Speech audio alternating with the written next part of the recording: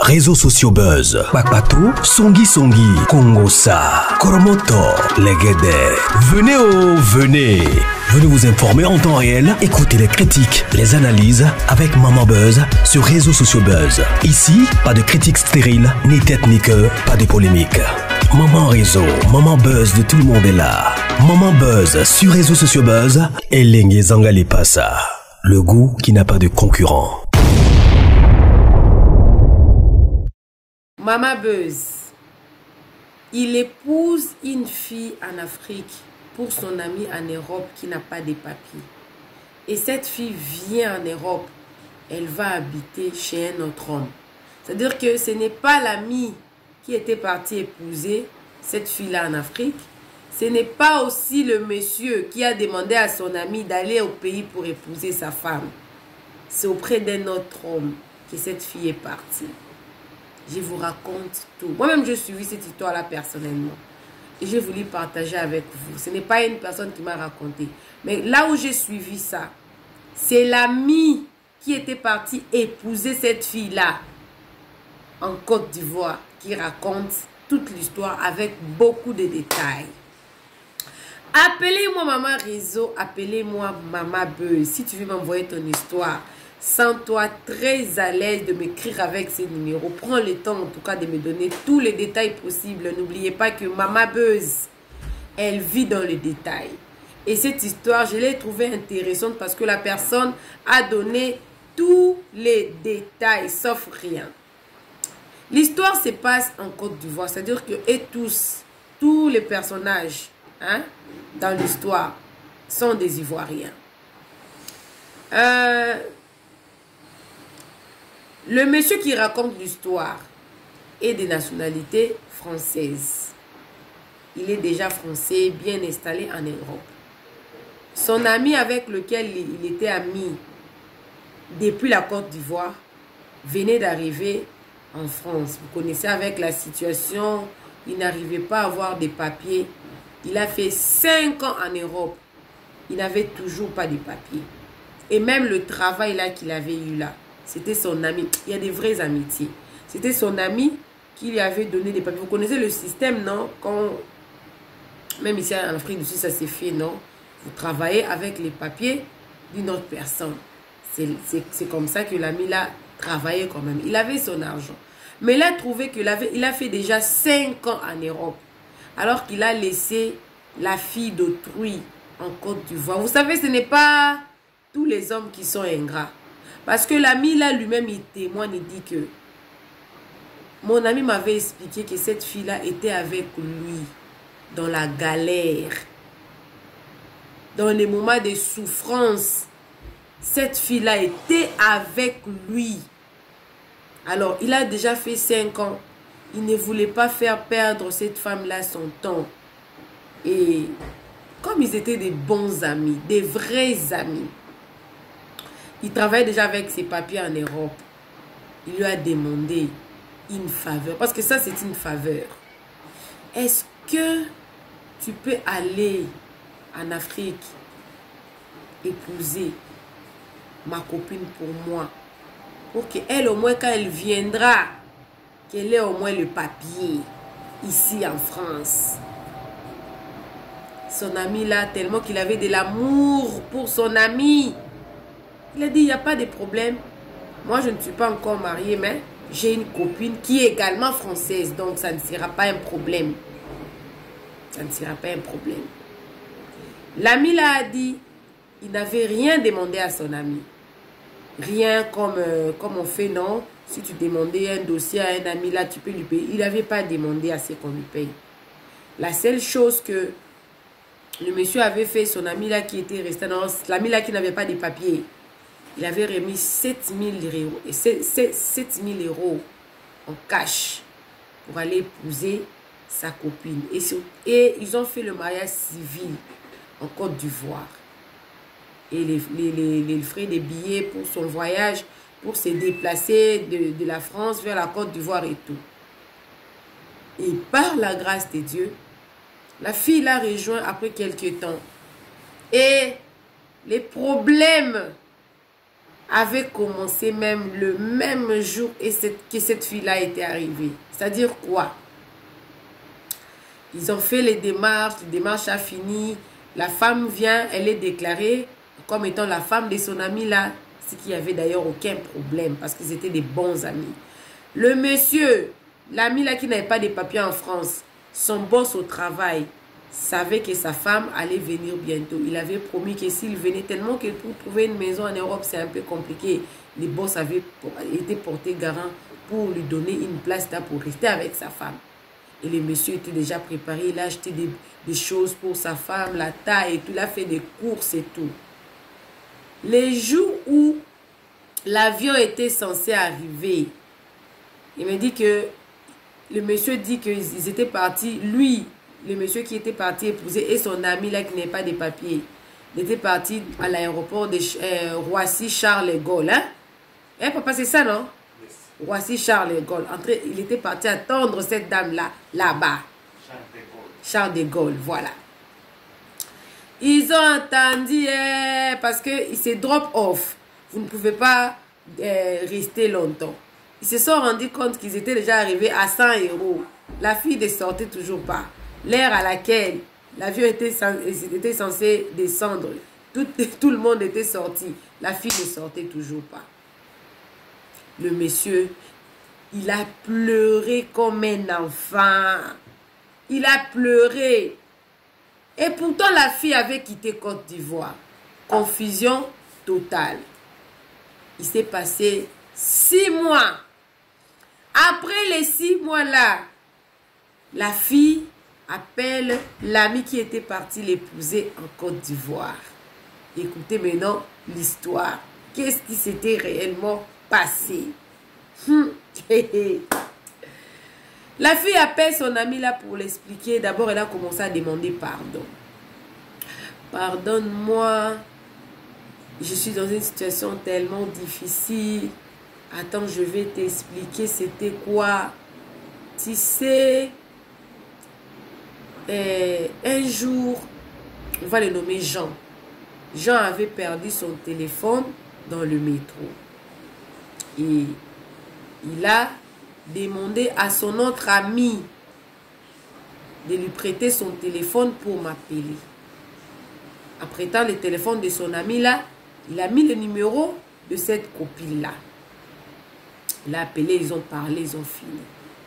Quand ils ont fini, l'ami là, à qui son mari, le copain qui avait demandé à son ami d'aller lui prendre là, avait enregistré le numéro, a rappelé la fille pour lui dire que, tu sais, le monsieur qui t'a appelé là, je sens que vous êtes tellement amoureux, mais sache-le que ici en Europe, il n'a pas de situation, il n'a pas de doc, il n'a rien. Qu'est-ce qu'il va te faire même? Même si toi tu venais ici, lui il n'a pas de papiers. Il n'a pas de papiers. Et c'est comme ça que cet ami-là avait réussi à convaincre cette fille-là. Et combien même tout ce que le monsieur avait fait, la fille donnait beaucoup plus son oreille à cet ami-là qui l'expliquait toutes les situations. Ça même, c'est comme l'envoûtement. Je ne sais pas, les femmes, elle était fétichée, je ne sais pas. C'est inacceptable, c'est inadmissible. Quelqu'un qui n'a pas de papiers mais arrive quand même à envoyer son ami au pays, il t'épouse en des voies normales et tout. Et il s'est fait que les jours où elle était censée descendre là, cet ami-là connaissait. La chose la plus bête, c'est que cet ami-là n'avait rien dépensé, même les billets, mais il attend la femme. Et cet ami-là était marié, père de 3 enfants. La fille était bel et bien descendue à l'aéroport. C'est qu'elle était partie dans le parking d'en bas. Pas le parking où ils étaient. C'est comme ça qu'avec le monsieur, ils étaient partis dans la maison de ces messieurs-là. Il a présenté à sa femme comme étant sa petite sœur. Et il boussait là à la maison là comme étant sa petite sœur. C'est la fille qui n'a plus supporté cette situation-là. Comment j'ai été épousée pour venir rester dans mon foyer. Et j'ai été, je ne sais pas, envoûtée ou quoi que ce soit, pour venir rester dans le foyer de quelqu'un. Il a sa femme et ses enfants. Et il me mourut comme étant sa petite soeur alors que j'ai été épousée. Et c'est comme ça qu'elle a pris conscience. Il a appelé maintenant l'ami de son mari qui était venu l'épouser au pays. Il a expliqué les problèmes. Elle pleurait même. Et le monsieur là l'avait pas chassé de la maison, non. Elle ne supportait seulement plus cette situation de rester comme ça. Tu viens chez quelqu'un, on te présente comme une petite soeur, on te mongoule là. Le monsieur a sa vie, il a sa femme et ses enfants. Chou! Ça c'est la sorcellerie. Ça c'est la sorcellerie. Et le jour où il avait appelé les camarades de son mari là, c'est lui qui était parti l'épouser en Côte d'Ivoire. Elle avait déjà fait 4 jours. Elle dormait dehors dans le froid. Et il a dit, il ne peut pas laisser cette dame-là dehors.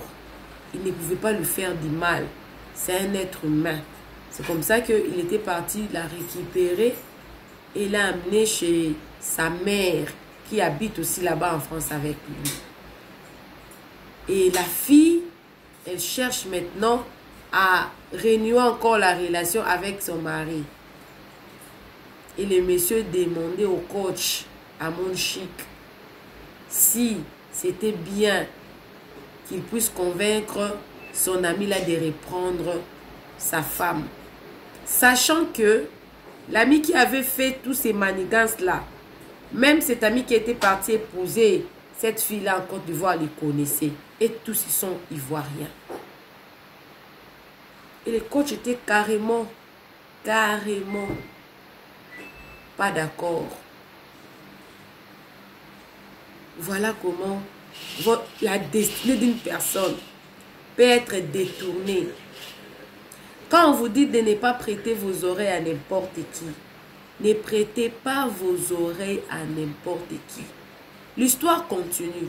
L'histoire n'est pas encore arrêtée là. Je suis justement en train de conseiller. Ne prêtez pas vos oreilles à n'importe qui. Alors, non seulement elle est en train de chercher de revenir ensemble avec ces messieurs-là. Son ami là était parti divorcer.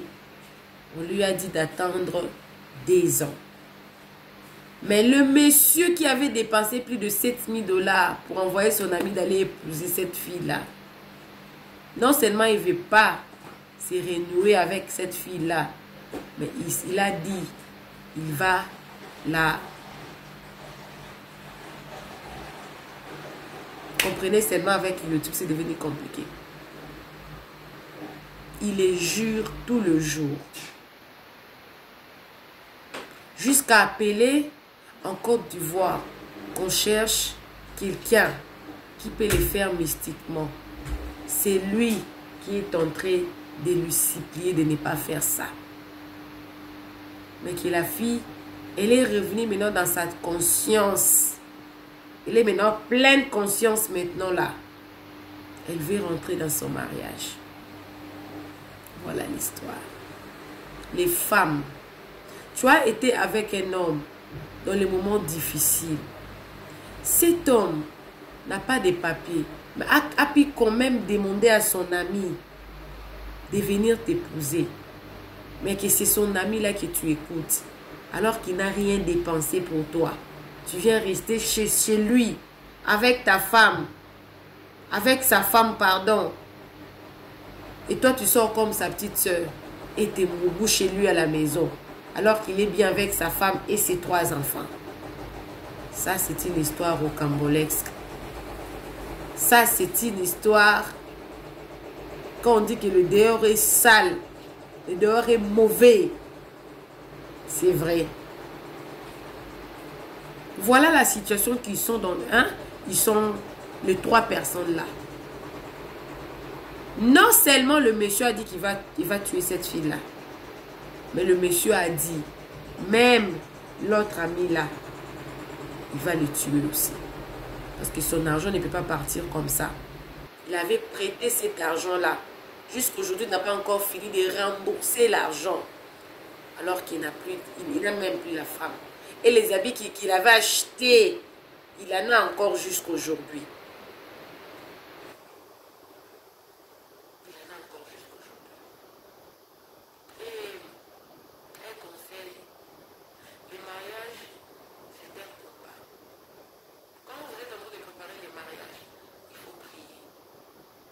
Ne prêtez pas vos oreilles à n'importe qui. Ne prêtez pas vos oreilles à n'importe qui. Appelez-moi Maman Rizzo, appelez-moi Maman B. C'était justement une courte histoire. Ça m'a interpellé, ça m'a fait mal. Mais notre histoire là, nos longues histoires, bientôt là, je vais les faire entrer justement après cette émission ici. Si tu veux m'envoyer ton histoire, sens-toi à l'aise. Écris-moi avec ces numéros ici.